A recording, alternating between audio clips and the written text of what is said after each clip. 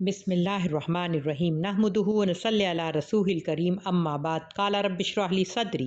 व यस्सिर ली अमरी वहलुल उक़दतम मिन लिसानी यफ़क़हू क़ौली अल्लाहुम्मा इन्नी असअलुका इल्मन नाफ़िअन व अमलन मुतक़ब्बलन व रिज़्क़न तय्यबा अल्लाहुम्मा सल्लि अला मुहम्मदिन नबिय्यिल उम्मी व अला आलि मुहम्मद। अज़ीज़ सामीन अस्सलामु अलैकुम व रहमतुल्लाहि व बरकातुहू।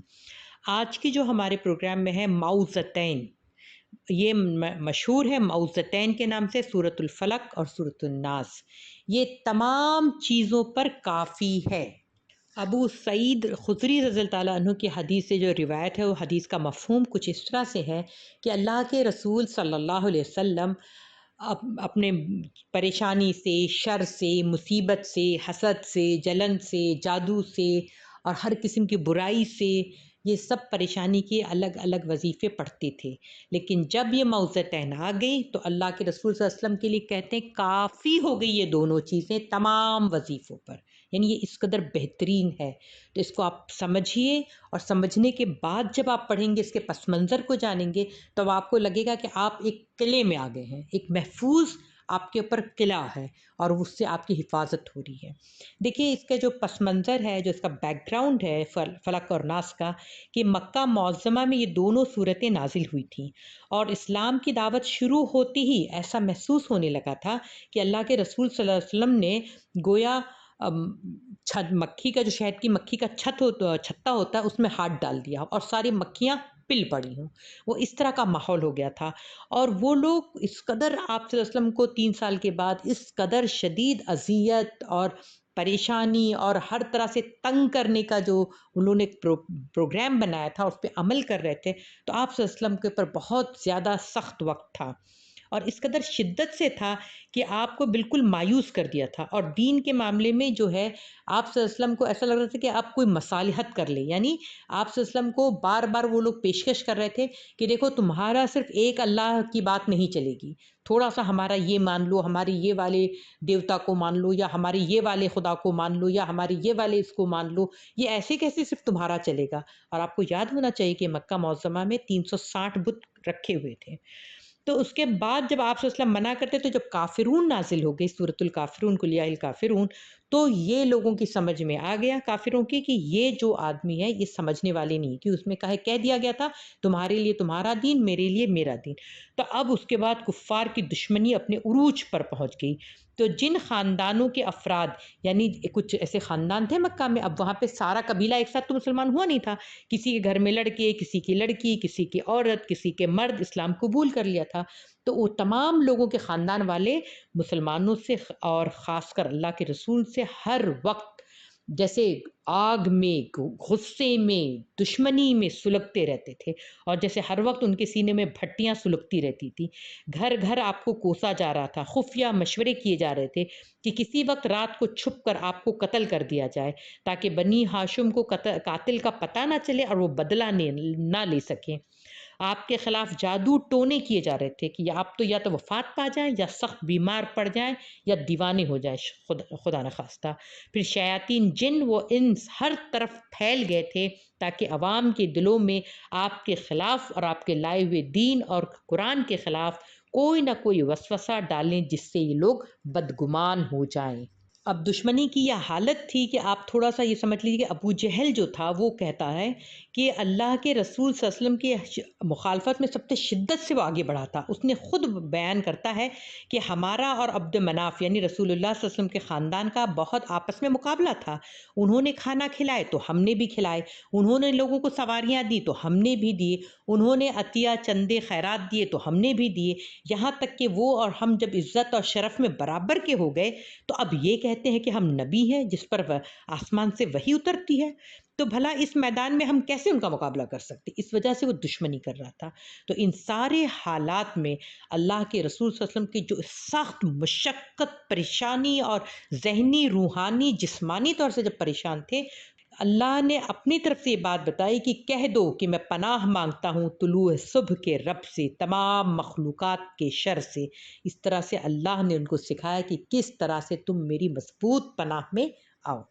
ये था मक्का की हाल। अब मदीना जब आप सल्लल्लाहु अलैहि वसल्लम पहुँचते हैं, تو وہاں پہ یہودی لوگوں نے اتنے یہودی ظالم تھے کہ وہ لوگوں نے سخت جو ہے کیا کیا تھا، ایک جادو کیا تھا آپ صلی اللہ علیہ وسلم پر، لبید بن عاصم نے کیا تھا۔ تو سیدہ عائشہ رضی اللہ تعالیٰ عنہ فرماتی ہیں کہ ایک بار آپ صلی اللہ علیہ وسلم میرے وہاں پر تھے، میرے حجرے میں تھے، اور آپ اللہ سے بار بار دعا مانگتے تھے، اور اس حالت میں آپ صلی اللہ علیہ وسلم پر نیند آ گئی اور غنودگی طاری ہو گئی۔ پھر آپ بیدار ہوئے تو آپ نے حضرت عائشہ سے کہا، میں نے جو بات اپنے رب سے پوچھی تھی وہ اس نے مجھے بتا دی۔ تو حضرت عائشہ رضی اللہ تعالیٰ عنہ فرماتی کہ کیا بات ہے؟ تو آپ نے فرمایا، دو فرشتے آدمیوں کی صورت میں میرے پاس آئے، اور ایک سرہانے کی طرف تھا، دوسرا پائٹی کی طرف، اور انہوں نے آپس میں بات کر کے بتایا کہ ان کے اوپر جادو ہوا ہے، جو کنگھی کے اور بال سے اور ایک نر کھجور کے خوشے کے اندر غلاف میں لپیٹ کر کنویں میں ڈالا گیا ہے، بنو ذریق کے کنویں میں ڈالا گیا ہے۔ تو آپ صلی اللہ علیہ وسلم کو بتایا گیا کہ فلک اور ناس پڑھی جائے۔ تو آپ صلی اللہ علیہ وسلم نے حضرت علی، حضرت عمار بن یاسر اور حضرت زبیر کو بھیجا، اور ان کے ساتھ جو یہ لوگ تھے جن کا کنواں تھا ان لوگوں کو بھیجا، اور وہاں سے لوگ نے پانی نکال کے وہ پتھر کے نیچے سے وہ نکالا، تو اس میں آپ صلی اللہ علیہ وسلم کو جبرائیل امین نے بتایا کہ آپ معوذتین پڑھیں۔ تو فلک اور ناس جب پڑھتے گئے، آپ صلی اللہ علیہ وسلم ایک ایک آیت پہ ایک ایک گرہ کھلتی جاتی، اور وہ ایک اس میں جو تعویذ میں ایک پتلا تھا اس میں سوئیاں بھی لگی ہوئی تھیں، تو وہ دھیرے دھیرے کر جب ناس تک پہنچے تو تمام سوئیاں بھی نکل گئیں، ساری گرہیں بھی کھل گئیں، اور آپ صلی اللہ علیہ وسلم جادو کے اثر سے ایسے نکل گئے جیسے کوئی شخص بندھا ہوا تھا پھر کھل گیا۔ اب جادو جو آپ صلی اللہ علیہ وسلم پر ہوا، تو اللہ رب العالمین یہاں پہ قیامت تک کے لیے مسلمانوں کو بتانا چاہ رہا ہے کہ جادو ہے، جادو کے اثرات ہوتے ہیں۔ آپ صلی اللہ علیہ وسلم پر بھی ہوا تو یہ معوذتین ہی اس کا علاج ہے، تو یہ امت کو بتایا گیا ہے۔ اور اس کے علاوہ جادو جو ہے وہ اصل میں ایک نفسیاتی اثر ہے جو نفس سے گزر کر جسم پر اسی طرح متاثر کرتا ہے جس طرح سے جسمانی اثرات جسم سے گزر کر نفس کو متاثر کرتے ہیں۔ مثال کے طور پر آپ دیکھیے، خوف ایک نفسیاتی چیز ہے، خوف یعنی آپ ڈر گئے، یہ ایک نفسیاتی اثر ہے، یہ فزیکل اثر نہیں ہوتا ہے، مگر اس کا اثر جسم پر ہوتا ہے کہ رونگٹے کھڑے ہو جاتے ہیں، بدن میں تھرتھری چھوٹ جاتی ہے۔ ویسے ہی جادو جو ہے نفسیاتی اثر ہے، جیسے آپ کہیں رات میں جائیں اور کالی رات ہو، اچانک کوئی ایسے سایہ پیچھے سے اور آپ کیسے خوف زدہ ہو جاتے ہیں، تو وہ باڈی پہ تو امپیکٹ نہیں ہوا پر وہ آپ کی نفسیات پہ ہوا، اور پھر آپ کی باڈی پہ ریئیکشن اس کا آیا کہ آپ کانپنے لگے، لڑکھڑانے لگے، زبان وہ ہونے لگی، آنکھیں باہر آ رہی ہیں، اور رونگٹے کھڑے ہو گئے۔ یہ تو دراصل جادو جو ہوتا ہے وہ حقیقت کو تبدیل نہیں کرتا ہے، مگر انسان کا نفس اور اس کے جو خمسہ حواس خمسہ یعنی 5 سینسز ہیں اس کو متاثر کرتا ہے۔ تو حقیقت جو ہے وہ اس انسان کو اپنے دماغ میں تبدیل لگتی ہے، جس طرح سے اللہ فرماتے ہیں خود کو، موسیٰ علیہ السلام کے جو جادوگر تھے تو جو انہوں نے لاٹھیاں اور رسیاں پھینکی تھیں وہ واقعی سانپ نہیں بن گئی تھیں، لیکن ہزاروں کی مجموعہ کی آنکھوں پر ایسا جادو ہوا کہ سب نے اس کو سانپ ہی محسوس کیا، یہاں تک کہ موسیٰ علیہ السلام نے بھی اس کو سانپ محسوس کیا اور وہ ڈر کے مارے بھاگے۔ تو یہ اللہ بتا رہا ہے کہ جادو ہوتا ہے، اور ہاروت و ماروت بھی جادو کو سکھاتے تھے، لیکن یہ جادو انہی پر اثر کرتا ہے جس پر اللہ چاہتا ہے۔ تو جب ہم فلک اور ناس پڑھے رہیں گے تو انشاءاللہ ہم تمام جادو اور اس کے اثرات سے بچے رہیں گے۔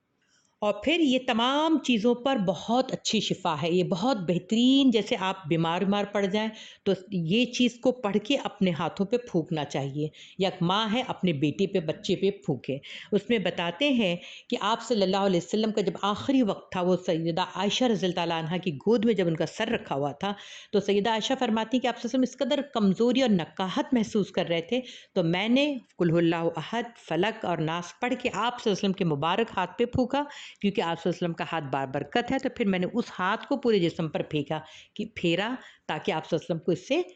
آرام ملے، ٹھیک ہے۔ اور ایک اور حدیث میں حضرت عبداللہ بن عباس روایت کرتے ہیں کہ حضور صلی اللہ علیہ وسلم فرماتے تھے کہ میری امت کے وہ لوگ بلا حساب جنت میں داخل ہوں گے جو نہ داغنے کا علاج کراتے تھے، نہ جھاڑ پھونک کراتے تھے، نہ فال لیتے تھے، بلکہ اپنے رب پر توکل کرتے تھے۔ تو دیکھیے یہ کیا ہوتا ہے، نفال نکالنا چاہیے کہ آپ دیکھو بھائی وہ جو कोई लोग तोता से फाल निकालते हैं, कोई लोग पता नहीं किससे फाल निकालते हैं, और कोई लोग क्या करते हैं झाड़ फूँक कराते हैं, और कुछ लोग दागते हैं, यानी वो जो गरम सलाखों से जो दागते हैं उसका इलाज नहीं करना चाहिए। ये इंडिया वगैरह में तो नहीं होता, अफ्रीकन कंट्रीज़ में बहुत होता है, तो वो कराना नहीं चाहिए। तो जो लोग ऐसा नहीं कराते और अल्लाह पे तवक्कुल रखते हैं और नमाज वगैरह की पाबंदी करते हैं, हराम काम से बचते हैं, तो वो लोग क्या करेंगे, बिला हिसाब इंशाअल्लाह जन्नत में जाएंगे। तो कितनी आसान बात है ना, हम फलक और नास पढ़ लें तो इंशाअल्लाह हमारे लिए तमाम चीज़ें आसान हो जाएंगी। क्योंकि बाज़ दफ़ा होता है कि कुछ काम लेट हो रहा होता है, कभी महसूस होता है कि जैसे मुझे किसी की हसद या नज़र खा गई है, तो फिर बस फलक और नास पढ़ लें। अब आइए देखिए इसके माने हैं, कुल औज़ु बिरब्बिल फलक के माने हैं कि कहो मैं पनाह मांगता हूँ सुबह के रब की, हर उस चीज़ के शर से जो उसने पैदा की है, और रात की तारीकी के शर से जबकि वो छा जाए, और गिरहों में फूकने वालियों के शर से, और हासिद के शर से जबकि वो हसद करे। अब आप देखिए हम मांगते हैं अल्लाह से कि पनाह मांगता हूँ सुबह के रब से, फलक। तो अल्लाह जब रात को फाड़ के जब सुबह आती है तो ये अल्लाह अपनी इतनी बड़ी कुदरत का हवाला दे रहा है। तो हम अल्लाह से मांगते हैं कि हर उस चीज़ के शर से जो उसने पैदा की, तो दिन का शर हो रात का शर हो, तमाम शर से हम अल्लाह की पनाह मांगते हैं। और फिर अल्लाह से मांगते हैं कि जब ग्रहों में फूकने वालियों के शर से और हासिद के शर से जब वो हसद करे। अब देखिए हसद का ताल्लुक कैसा होता है कि आपको पता चलता है कि ये आदमी मुझसे हसद कर रहा है, लेकिन इंसान को क्या करना चाहिए, अल्लाह पर भरोसा करे और यकीन रखे कि जब तक अल्लाह नहीं चाहेगा तो उसका कुछ नहीं बिगड़ सकता। दूसरे ये कि हासिद की बातों पर सब्र करे, बेसब्रा होकर ऐसी बातें ना करे या कोई ऐसा एक्शन करने लगे जिससे वो खुद भी अखलाकी तौर पर गिर जाए और हासिद की ही पोजीशन पे आ जाए। तीसरे ये कि हासिद ख्वाह कितना ही खुदा से बेखौफ हो और बेशरम होकर कैसी भी बेहुदा हरकतें करे, महसूद यानी जिसके पर हसद किया जा रहा है वो बहरहाल तकवा पे कायम रहे और अपने दिल में उसकी फ़िक्र से बिल्कुल फ़ारिग करके उसको नज़रअंदाज कर दे और अल्लाह पे तवक्कुल करे। तो आप कितनी सारी इबादत का काम एक साथ कर रहे होते हैं जब आप अल्लाह पे ये तवक्कुल करेंगे इंशाअल्लाह। तो ये चीज़ हमें बहुत ज़्यादा मजबूती देती है। अब आइए देखिए सुनते हैं कुल औज़ु बिरब्बिन नास।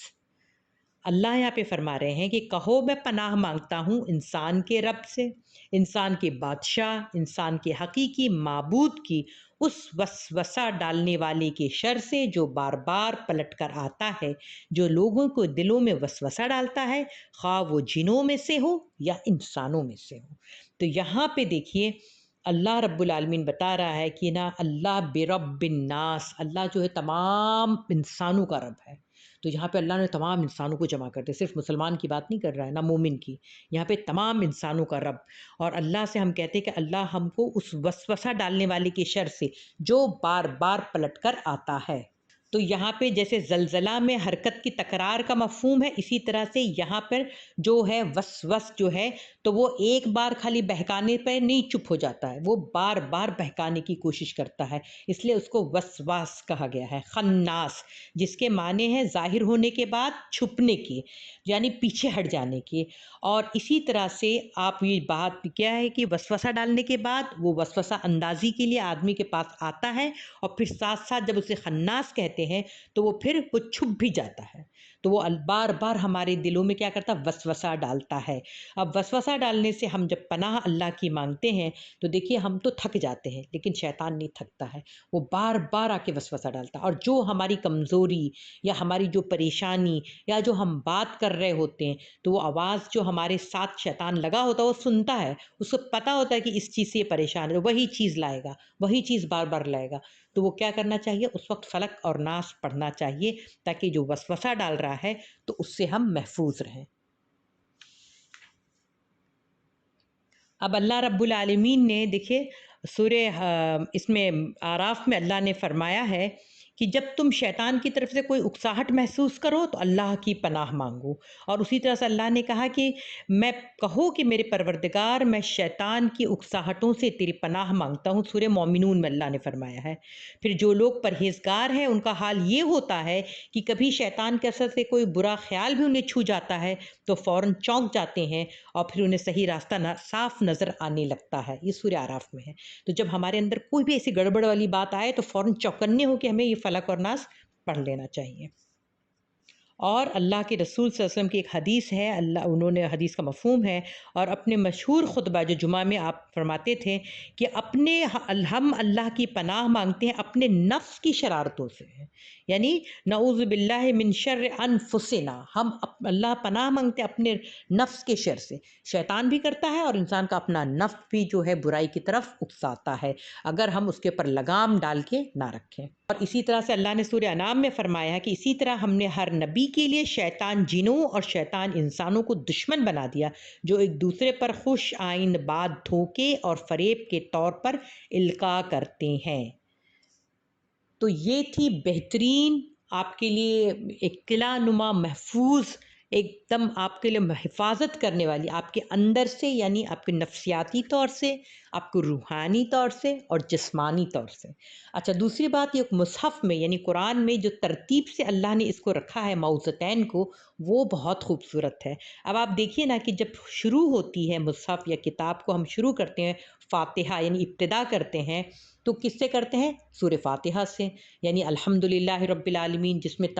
تمام حمد اللہ کی ہے اور اللہ کے رب العالمین کا انٹروڈکشن بھی ہے، اور سورہ فاتحہ کو کہا گیا ہے وہ قرآن کا بیج ہے۔ تو اس طرح سے ہم سورہ فاتحہ ایک دعا بھی ہے، مکمل دعا ہے، اور اس میں سب سے بہترین چیز جو مانگتے ہیں ہم دعا میں کہ اہدنا الصراط المستقیم، اے اللہ تو مجھے ہدایت دے، وہ راستہ دے جس پہ تو نے انعام کیا ہے۔ تو اس دعا کے بدلے میں اللہ ہمیں پورا قرآن دے دیتا ہے۔ جب پورا قرآن دیتا ہے تو ہمارا دشمن جو شیطان ہے اور جو ہمارا نفس ہے وہ اس سے غافل کروانا چاہتا ہے۔ تو اللہ نے یہ دو معوذتین اس کے اختتام پہ رکھا ہے، یعنی جو قرآن کے ختم پہ رکھا ہے، فلق اور ناس، کہ یہ اتنا بڑا خزانہ تم کو جو میں نے دیا ہے، اس کی حفاظت کے لیے فلق اور ناس دو چیزیں ہیں۔ تو یہ فلق اور ناس ہمیں، ہماری جو سب سے بڑی دولت ہے ہدایت، اور ہماری سب سے بڑی دولت ہے جو ایمان جو ہمارے دلوں میں ہوتا ہے، تو اس کو ہم اپنے دشمن سے بچائیں۔ تو اللہ نے کتنی خوبصورت طریقے سے دکھا کہ شروعات کرتا ہے قرآن کی تو دعا سے، اختتام کرتا ہے تو اس دعا سے کہ ہم محفوظ قلعے میں آ جائیں، کہ ہماری دولت لوٹنے سے بچ جائے۔ تو یہ مجھے اس کا یہ بڑا خوبصورت اینگل لگتا ہے۔ تو سوچئے ہماری زندگی صبح اور شام اگر ہم اس کو پڑھے رہیں گے تو کس قدر محفوظ رہے گی، جب اللہ نے اپنی قرآن کی حفاظت کے اس میں دیکھیے اللہ نے رکھا ہے آخر میں۔ تو اس کو سوچ کے آپ پڑھیے گا انشاءاللہ۔ یہ ایک بہت قیمتی دعا ہے، بہت قیمتی وظیفہ ہے، بہت قیمتی خزانہ ہے انشاءاللہ۔ اللہ ہم سب کو اپنے حفظ و امان میں رکھے۔ جزاک اللہ خیر، شکرا۔